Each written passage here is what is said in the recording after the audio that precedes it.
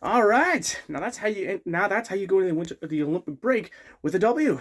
And this game couldn't have ended on a positive note because after losing 6 games in a row, which was very bad because I went on a complete tear. I was flipping my top off. But tonight I can finally smile at last. Leafs win 5-2 over the Edmonton Oilers, and thank God because well, you needed this win. Why didn't we have a win streak like this in the 5 game homestand that we had? Hello? Are we forgetting something? Oh, that's just me. Okay. Anyway, talking about this game, I was expecting a competitive game between the Leafs and the Oilers because the Leafs are coming off of their 4-2 victory over the Calgary Flames, and the Oilers are coming off of their 7-3 loss to the Minnesota Wild. Yeah, I don't know what just happened, but again, this is a competitive game. We have McDavid versus Matthews, two players going head to head in this game, and tonight you had to face off against, you guessed it, against Connor Ingram. Against Ingram. So who starts in net for the Oilers? Connor Ingram. Who starts in net for Toronto? Anthony Stolarz. And look, Anthony Stolarz, he had his moments this season. Sometimes he was good, sometimes he was bad. It's a bit inconsistent. So, is he gonna have a good night, or is he going to fall backwards? Because he did do a little better in that 5-2 loss to the Seattle Kraken, but he didn't do so good in Vegas against the Golden Knights. So I'm hoping the Leafs can bounce back, and hopefully Stolarz can bounce back, and he did just that. Like, what a game that was for him. Okay, let's go to the first period. First period of the game was a bit of a, how can I say this? It was a bit of a, back and forth game. Leafs had the opportunities to, score, and same with the Oilers. There's a bit of, but there, Anthony Stolarz was locked in, and same with Connor Ingram. I mean, Leafs had their opportunity to, get a goal, but Connor Ingram's just right there, stopping every shot from the Leafs. Even Matthews himself. I mean, look, I don't think Matthews had a good night, but that's just me. So now you're heading into this game with a 0-0 game, and that's okay. What I wasn't in. Now you get to the second period where, this is where. Well, let's continue with the first period. Let me finish that off. So it was a goalie. It was a, how do I say this? A goalie's game between Stolarz and Connor Ingram, and then of course the referees come in. Inconsistency right there, because oh my God, Anthony Stolarz and Oliver Ekman-Larsson went after Andrew Mangiapane. Oh my God, right against Mangiapane. Oh my God, like come on, what is going on? And then of course, Brandon Carlo in this, maybe it was in the first and second period, I think, he just runs over Connor McDavid. Luckily, he didn't get injured, thank God, because he's on the Olympic roster. And if we lose Connor McDavid for Team Canada, for the hockey team, oh, that's going to be a problem. We lost remember, Canada lost Anthony Cirelli to injury, and same with Braden Point. So who do they bring up in Team Canada? Going to be a little bit off topic on this one. Who did they bring up? Sam Bennett. All right. That was a little bit of a wee rant, but let's get back on track. So McDavid gets hit from behind by Brandon Carlo. I don't think that was a penalty, but it should have been a penalty there. But then, of course, guess who actually goes on a fight? That's right. Darnell Nurse and Brandon Carlo. Way to step it up. We got to give credit to Darnell Nurse for stepping up, because he showed up. He literally knocked the socks off of Brandon Carlo, and it was a good game. It was really good for him. So now this is where we go into the second period. I think that's where it happened. I think the fight happened in the second period. So then, guess who? And then of course it took time for the Leafs to score. Like, come on now, I'm waiting for a goal.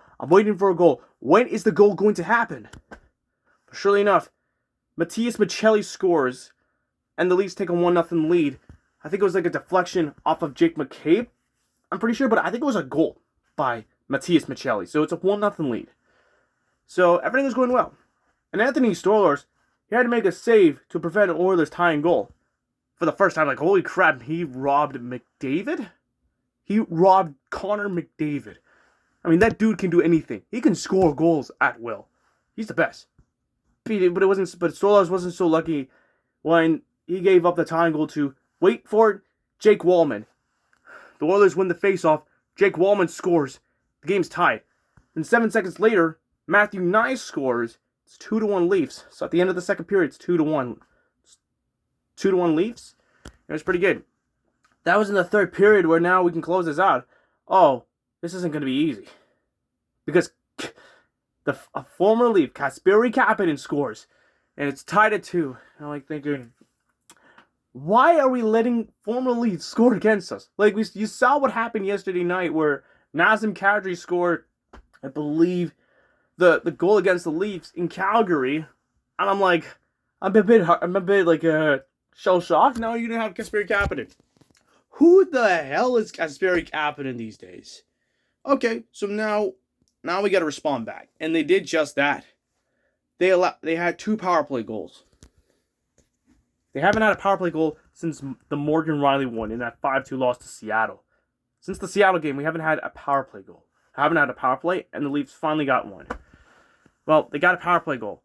I think it was interference, and then, of course, high stick on the Oilers. So now the Leafs had to take advantage on those 2. And they did just that. The first one came from John Tavares on a 5-on-3 power play, and the Leafs retake the lead. It's 3-2 Leafs. And then Matthias Michelli, he does it again. It's 4-2 Leafs, and on the power play. So 2 for 2 on the power play for the Leafs. So pretty good stuff there. Yeah, I wouldn't be counting my chickens for this one. Because guess what? Oilers can come back. I will. Just wait until they come back. And I was thinking to myself, oh my God. I know the Oilers are going to come from behind. I've seen in that 3-0. Well, I didn't get a chance to see the 3-0 comeback over the Oilers against the Sharks, between the Oilers and the Sharks, because of you know what. But of course, we didn't get a chance to see that. So that's just something. And then of course, well, Connor McDavid, I thought he was going to make it a 1-goal game. But Anthony Stolarz comes in, robs Connor McDavid, and I'm like, holy crap. He has done it again. And then, of course, to put the icing on the cake, Bobby McMahon scores the empty netter, and that's the game. That's the game. That was game over. And it was really good. Until all of a sudden, Trent Frederick gets called for 10 minutes for a misconduct. And I'm like, wow. These refs in this game, the officiating, the audacity, ladies and gentlemen, the referees in that game were so abysmal. And ladies and gentlemen, I'm happy the Leafs won, but I'm still pissed off with the officiating. Like, oh my God. I'm not saying that the Oilers were getting held by the refs. The refs were doing their job. But there were some calls that were confusing. Like, how do you not call Brandon Carlo a penalty? That's a first. And then, of course, the Oilers got called for 2 penalties, which, oh boy, that wasn't something here. I saw worse than this. Oh my goodness. I don't understand the referees. They may be good, but it's just officiating is just inconsistent these days. It's just inconsistency. And it was a bit of a mess. There's some good calls and there were some bad calls for the Leafs and the Oilers. Like, come on. What happened to the game I love? Like, it's supposed to be a good game. And right now we had a goalies game in the first half. In the first period. And then the officiating comes in. And both teams got screwed on the officiating. Although the Leafs got 2 power play goals in that game. So pretty much the referees were favoring Toronto. Look, listen. As much as I really hate the refs, and as much as I really want off on the referees, the officiating, I'll be honest, the officiating hasn't gotten any better. It's still getting worse by the moment. And no words can describe this game. I mean, it was a good game, but the officiating was so poor. You had 2 tails. One where you had a goalies game, where Anthony Stolarz was dialed in that game, and same with Connor Ingram. Second part of the tale, the officiating. That's what I don't understand. But yeah, that's pretty much it for this game. And pretty much it for this rant. For now, this season.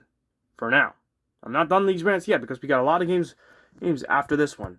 So, now let's recap the first half of this game, of this series, of this Leafs season, because, oh boy, this one was a bit of an up and down season.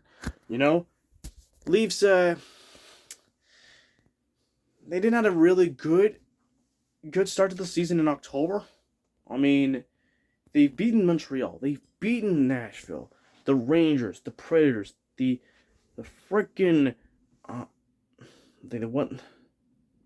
they were like 5-5-1, I would say. I think 5-5-1 of the season start October, and I mean, that was pretty bad. But try to get, and then the Leafs had like win streaks and losing streaks. Like they had like a 3-game win streak, and then they go on a 5-game losing streak, losing to the Bruins, the Kings, the Hurricanes, and the Chicago Blackhawks, before finding a way to beat the Blues and then trying to find a way to get back on track. And then December, well, of course, was a bit inconsistent. And January was the infamous month because we had like a 6-game losing streak against some of the good teams, and we still couldn't get the job done on that 5-game homestand. We should have beaten Detroit. We should have beaten the Detroit Red Wings. We should have beaten the Vegas Golden Knights. We should have beaten the Buffalo Sabres. We should have, but we didn't. And that 5-game homestand was a disaster. At least went on a 5-game losing streak. And they couldn't take advantage when the Sabres lost to the Hurricanes. Leafs didn't take advantage. What did they do? They lost that game to the Wild 6-3. And it was a hat trick of disasters in that homestand where Brock Nelson got a hat trick in the Colorado game. Rasmus Dahlin gets a hat trick in the Buffalo game. The Sabres go on a win streak. Thank God they were going on a losing streak. Like, thank God they're finally showing their true colors. Jeez, Sabres aren't gonna. I don't want the Sabres to snatch that playoff. I don't want them to replace the Leafs. That's for sure. And then, meanwhile, you go back to the game against. Oh, what's his face again? Oh yeah, the Minnesota Wild. Marcus Foligno got a hat trick. And then there was some good games, and then there were some bad games. I mean, that's all I can say. But yeah. And the Leafs were dead last in the Atlantic Division. They lost. And I was like kicking myself, and I was like thinking, are you kidding me? We shouldn't be dead last. Leafs don't belong in the basement of the NHL. We do not deserve to be in in dead last of the division. We shouldn't be this bad. But now they picked up their pace. They picked up. Now I believe they're like 5 points behind of a playoff spot. I think that's the case. But yeah, because Ottawa lost. The Buffalo Sabres lost. Pittsburgh lost. So this was like a golden opportunity for the Leafs to, find a way to get back in this race. And they did just that. All right? So it's probably going to be neck and neck. Either the Leafs tank, which that's the worst case there, or they make the playoffs, which it's 50-50. So we'll see what happens in the second half of the NHL season. And yeah, next game for the Leafs, they don't play until February 25th. They go and play against the Tampa Bay Lightning in Tampa Bay. A very good Tampa team who just won in overtime over the Buffalo Sabres. And I'm hoping that the Leafs can, find a way to win that game, to go on a win streak and get back on track. Because, look, I don't want the Leafs to sit on the sidelines and get replaced by some of the bad teams.